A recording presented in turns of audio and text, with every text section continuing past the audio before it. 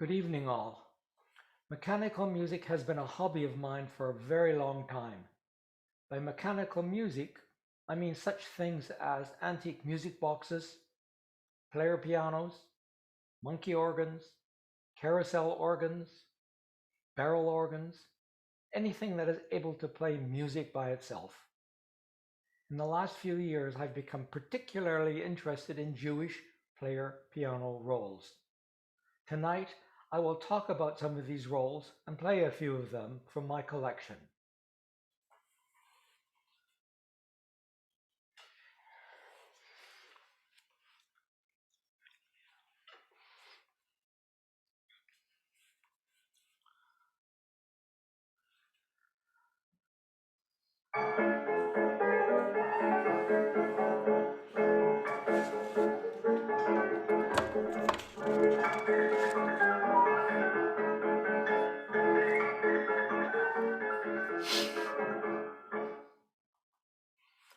In the 50 years between 1895 and 1945, over 3,000 pieces of Yiddish or Jewish-oriented sheet music were published.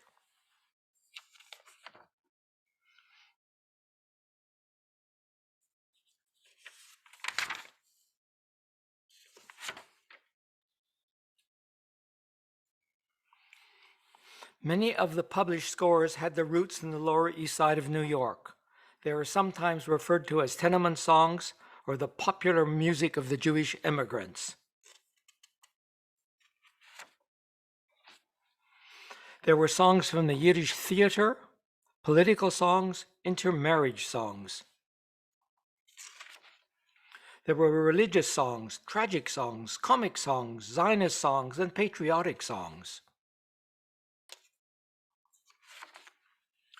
Although many companies made player pianos, the Aeolian pianola was the most popular.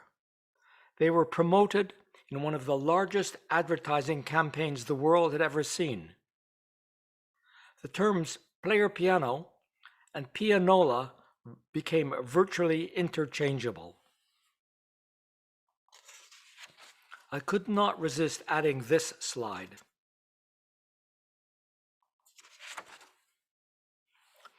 What is a player piano? It is a conventional piano fitted with many extra parts so it can play itself. A player piano can always be played by hand in the normal way. Foot-operated bellows create a vacuum which powers the player. Perforations on the roll play the notes. There are 88 columns of perforations on any roll, one for each of the 88 notes on a piano. On word rolls, song lyrics are printed on the rolls.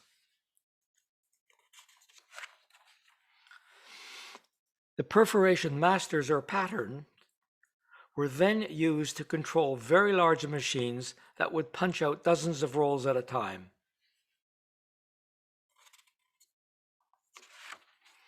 For a minority of rolls, the perforation masters were created by a pianist playing a special piano.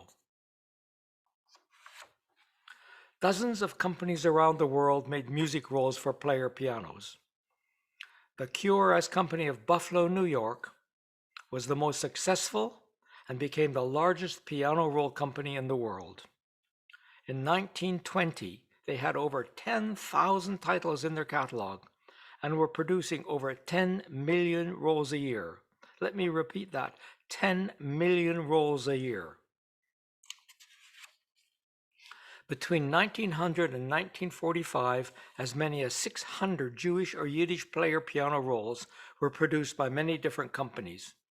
Here is a selection of labels from some of these antique rolls. Because of immigrant interest, piano roll companies produced word rolls in many different languages. Here is a 1925 QRS pamphlet showing all the different languages available on their word rolls. In 1921, QRS produced this catalog of their Yiddish music rolls. The company is still in existence and was making paper piano rolls up to a few years ago. They still have an inventory of thousands of rolls which they continue to sell online. Today, they are very much involved in the modern electronic player piano world. Until a few years ago, Bob Berkman was music director at the QRS plant in Buffalo. He was very much concerned about the vanishing musical heritage of Jewish piano rolls. Some of the music only exists on Jewish piano rolls. Bob set up his own company called Klezmerola to make copies of existing antique Jewish music rolls.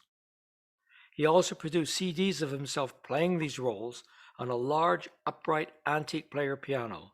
They are absolutely wonderful CDs.